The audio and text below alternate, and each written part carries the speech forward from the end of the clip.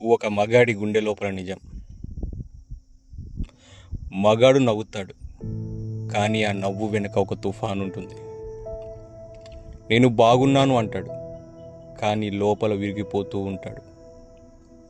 ఒక వయసు వచ్చాక ఇష్టాలు కాదు, బాధ్యతలే మొదలవుతాయి.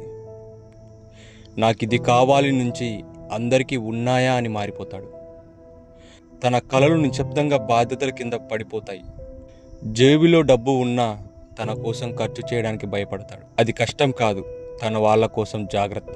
బయట ప్రపంచం ఎంత గాయపరిచినా ఇంటికి వచ్చాక నవ్వుతూ ఉంటాడు.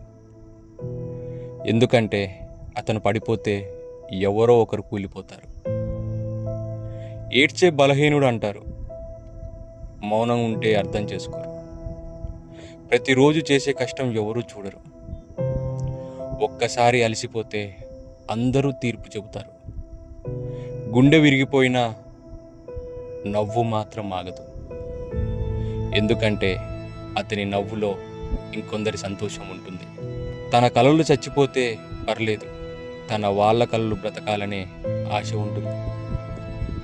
తన భుజాల మీద ప్రపంచం మోస్తూ మౌనంగా యుద్ధం చేస్తాడు. ఓటమి అంచున ఉన్నా గెలవాలని తపన పడతాడు. అందరిని నిలబెట్టే ప్రతి మగాడు నిజంగా ఒక యోధుడే. అతని మౌనం ఒక సముద్రం.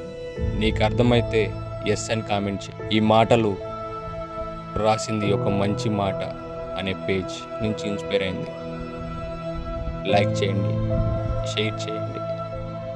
ఆనందంగా ఎల్లప్పుడూ నవ్వుతూ ఉండండి.